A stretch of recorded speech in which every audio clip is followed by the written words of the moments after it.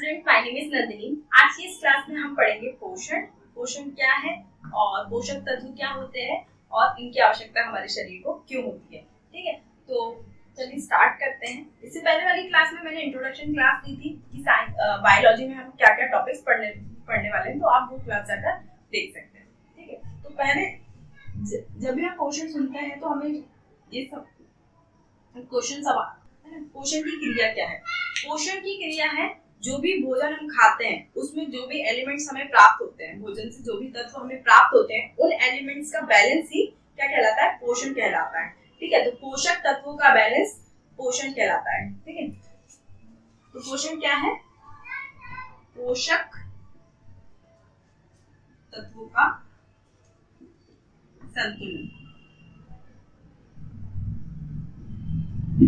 पोषक तत्वों का संतुलन ही क्या है, पोषण है।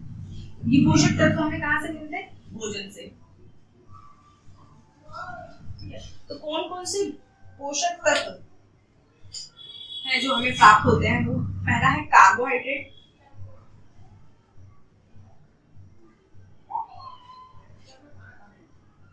कार्बोहाइड्रेट्स, प्रोटीन, वसा, फैट।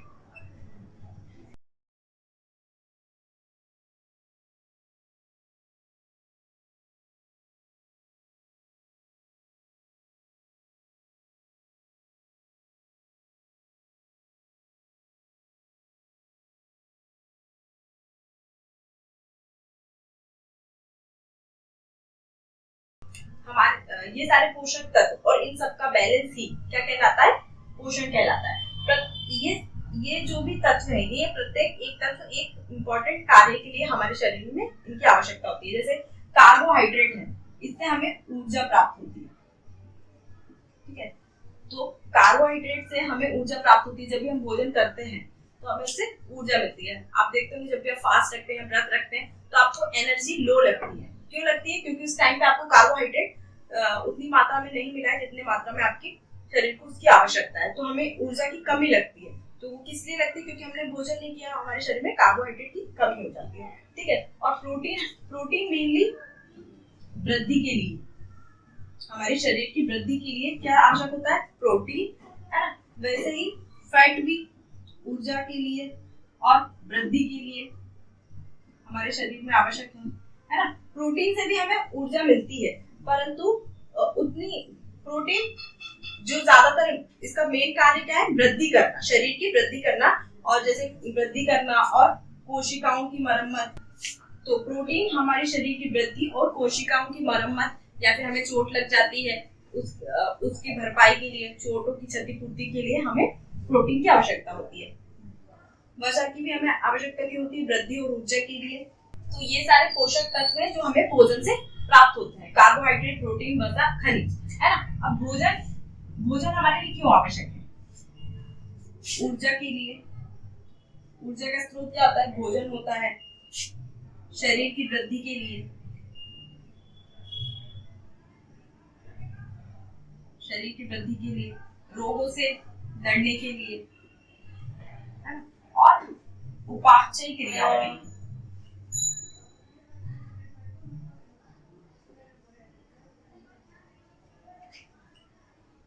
उपापचय क्रियाएं,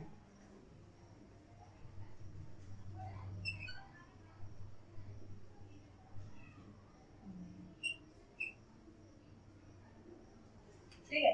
तो हमारे शरीर को एनर्जी की आवश्यकता होती है ना। जब भी हम भोजन करते हैं तो हमें उससे क्या मिलती है, एनर्जी मिलती है ना। और हमारे शरीर को भोजन की क्यों आवश्यकता होती है,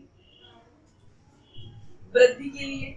हमें ये दिख रहा है, वृद्धि के लिए हमें भोजन की आवश्यकता होती है, अपने शरीर में वृद्धि के लिए, ग्रोथ के लिए, और रोगों से लड़ने के लिए, रोगों से सुरक्षा में।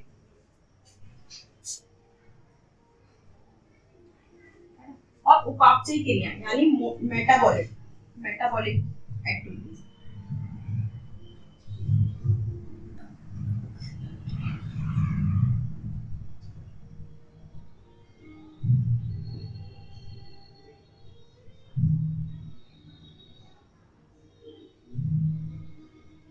मेटाबॉलिक एक्टिविटी के रेगुलेशन के लिए भी हमें भोजन की आवश्यकता होती है। ठीक है, तो मेटाबॉलिक जो है, ये मेटाबॉलिक एक क्रिया है जो हम बार बार मेटाबॉलिक या फिर उपापचयी क्रिया, ये बार बार शब्द हम पढ़ेंगे तो मैं आपको समझा देती हूँ।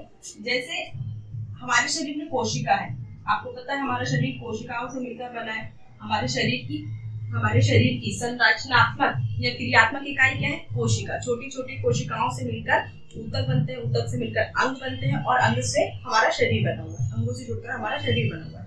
ठीक है, तो जब हम भोजन करते हैं, जैसे हमने मान लिया भोजन किया, भोजन से जो भी पोषक तत्व मिले, इन पोषक तत्वों को कहाँ भेजा जाता है? हमारे कोशिकाओं तक भेजा जाता है। ये कौन लेके जाता है? हमारा ब्लड।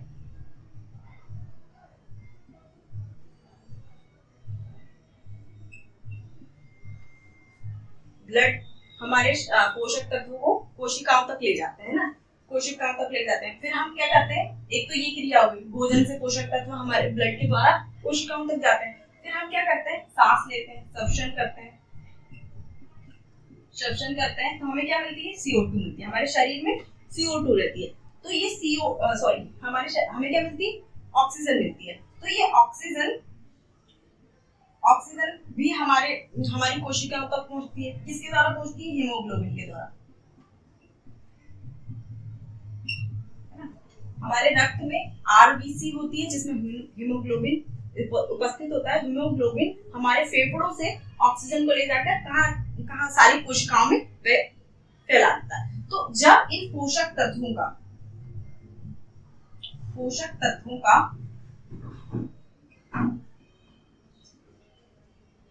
से ऑक्सीजन मिलती है ना, यानी ऑक्सीकरण की क्रिया होती है,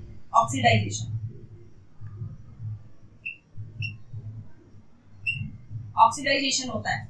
और जैसे ही यहाँ पे ऑक्सीडाइजेशन कौन करता है? माइटोकॉन्ड्रिया, है ना।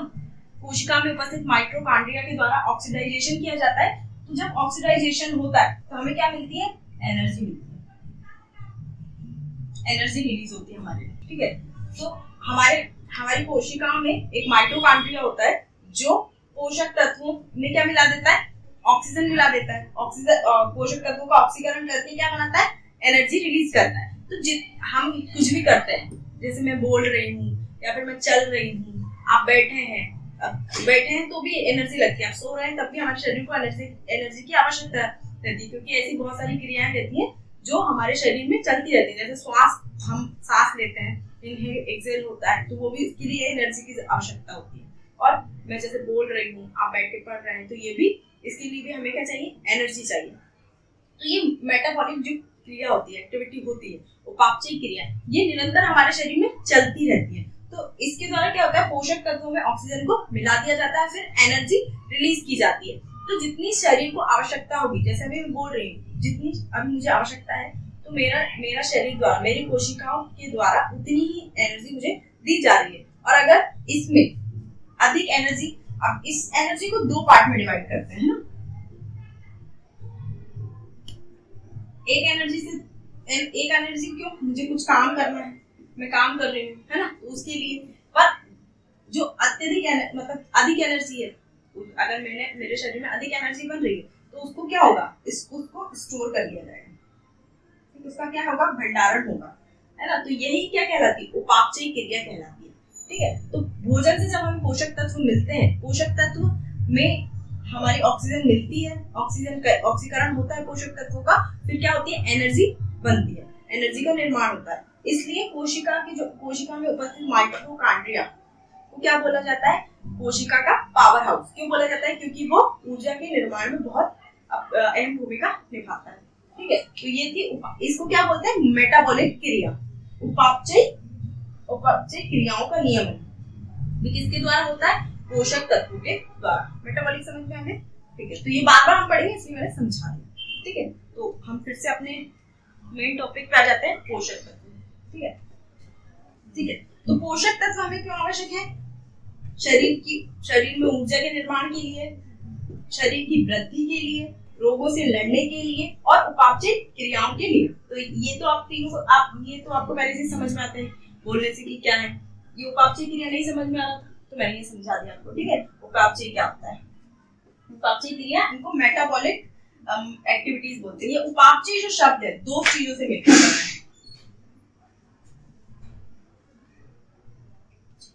है, जो मतलब एनर्जी बन रही है और कुछ एनर्जी हम यूज कर रहे हैं, कुछ एनर्जी को स्टोर कर रहे हैं, तो वही क्या होता है? उपापचय। उपापचय मतलब इसको बोलते हैं उपचय और अपचय।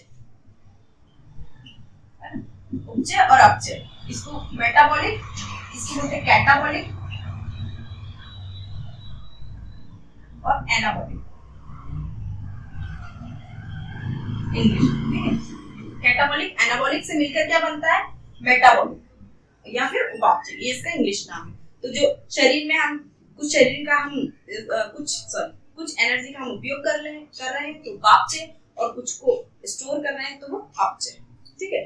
तो दूसरे शब्दों में पोषण की हम एक और परिभाषा लिख सकते हैं कि भोजन तत्वों से प्राप्त पोषक तत्वों का ऑक्सीकरण से, है ना, भोजन तत्वों से प्राप्त पोषक तत्वों से ऊर्जा निर्माण, शरीर की वृद्धि, रोगों से लड़ने की क्षमता एवं उपापचय क्रियाओं का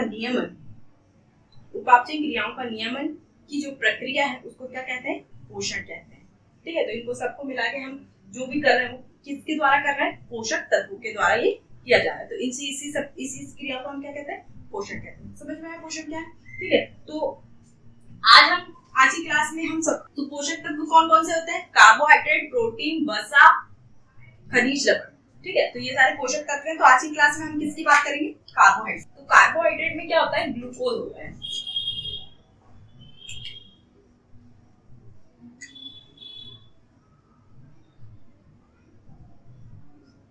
अगर कार्बोहाइड्रेट में ग्लूकोज मतलब शर्करा या शुगर, ठीक है। तो कार्बोहाइड्रेट में अगर एक ग्लूकोज होगा तो इसको बोलते हैं मोनोसैकेराइड।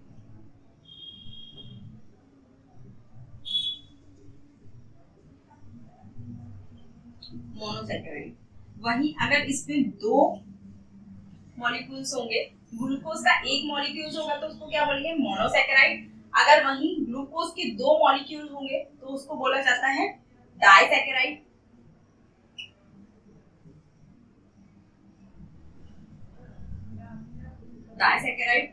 और दो मॉलिक्यूल्स होंगे और 3 से 10 के बीच में अगर मॉलिक्यूल होंगे तो उसको बोला जाता है ओलियोसैकेराइड।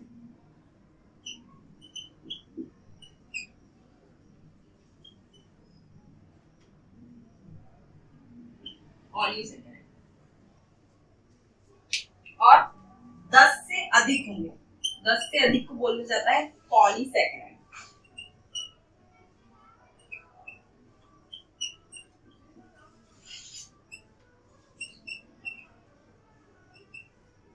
ठीक है। तो कार्बोहाइड्रेट को ग्लूकोज के मॉलिक्यूल्स की संख्या के आधार पर 4 भागों में विभाजित किया जाता है। पहला है मोनोसैकेराइड, जिसमें ग्लूकोज का एक अणु होता है। डाइसैकेराइड, जिसमें ग्लूकोज के 2 अणु होते हैं। ओलियोसैकेराइड, जिसमें 3 से 10 के बीच में ग्लूकोज के मॉलिक्यूल्स होते हैं। वहीं अगर 10 से ज्यादा मॉलिक्यूल्स होंगे तो उसको पॉलीसैकेराइड बोला जाता है, ठीक है।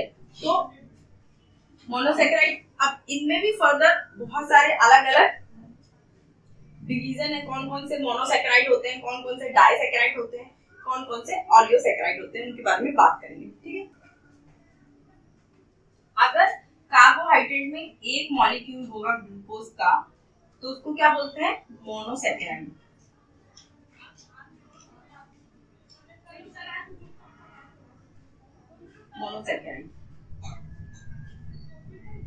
ठीक है। मोनोसैकेराइड में कौन कौन से आते हैं? तो आता है, उसमें पहला है ग्लूकोज, एक मॉलिक्यूल ग्लूकोज, फिर फ्रैक्टोज,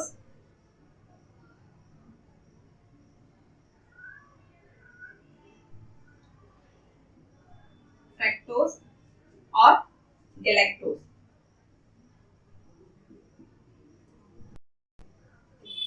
तो ग्लूकोज की संख्या के आधार पर एक अगर किसी में एक ग्लूकोज का एक शर्करा उपस्थित है तो उसको क्या बोला जाता है, मोनोसैकेराइड। ठीक है, मोनोसैकेराइड में कौन कौन से आते हैं, ग्लूकोज, फ्रक्टोज और गैलेक्टोज। इसे क्या बोला जाता है, ये रक्त में पाया जाता है, इसीलिए इसे रक्त की शर्करा या अंगूर की शर्करा बोला जाता है।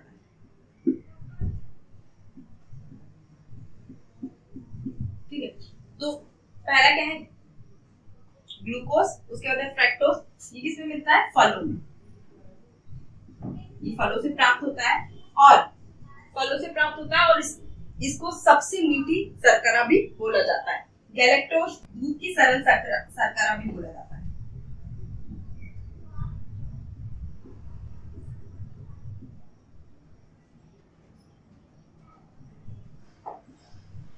दूध की शर्करा लैक्टोज को बोला जाता है, पर दूध की सरल शर्करा लैक्टोज को बोला जाता है। तो ये थे मोनोसैकेराइड कार्बोहाइड्रेट। अब कार्बोहाइड्रेट की हमें आवश्यकता क्यों होती है, ऊर्जा निर्माण के लिए और वृद्धि के लिए, शरीर में वृद्धि के लिए।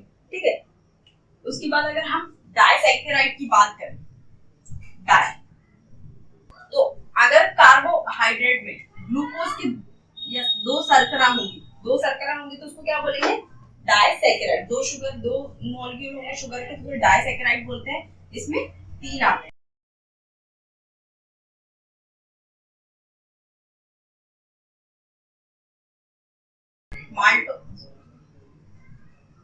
सुक्रोज,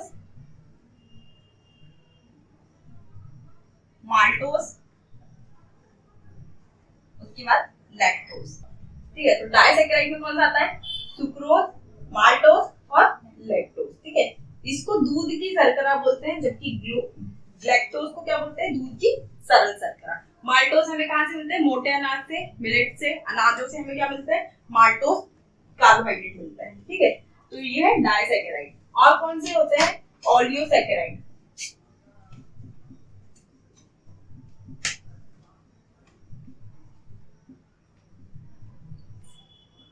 ओलियोसैकेराइड में कौन से आता है,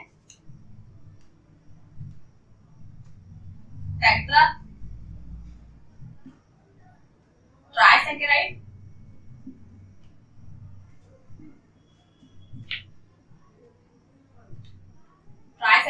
टेट्रासैकेराइड,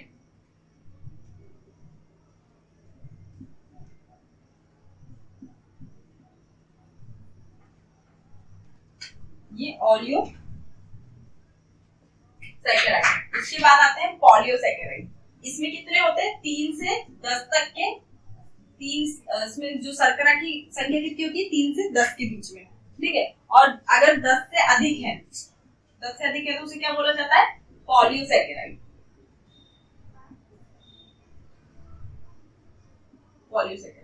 इसमें क्या आता है, इसमें आता है सेल्यूलोज, है ना। पहला क्या है, सेल्यूलोज,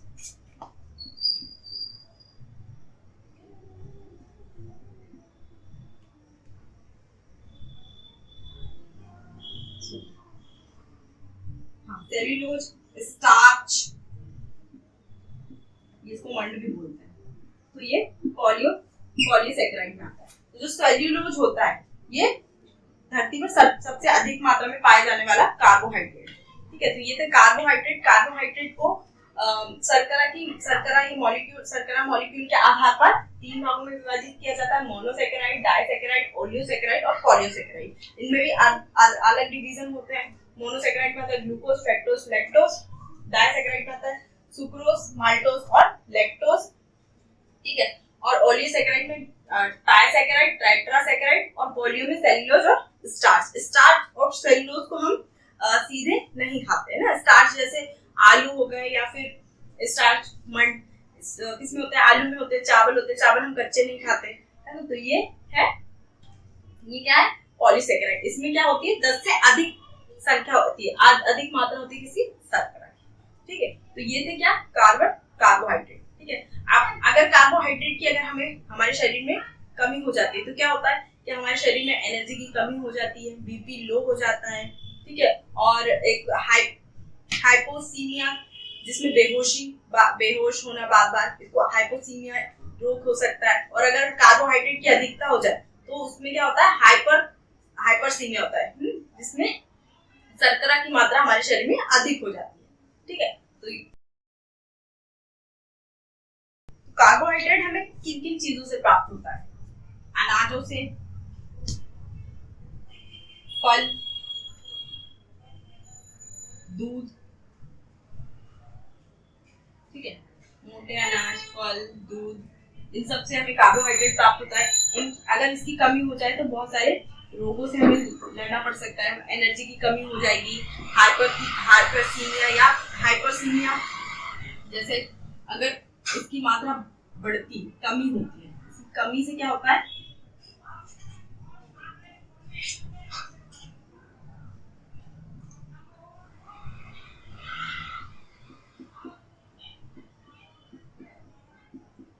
हाइपोसीमिया, है ना। हाइपोसीमिया मतलब बेहोश, बेहोश बेहोश हो सकते हैं, है ना। इसकी कमी से क्या, एनर्जी डाउन हो जाएगी, बीपी लो हो जाएगा, तो हम बेहोश हो जाएंगे, तो उसको क्या बोलते हैं?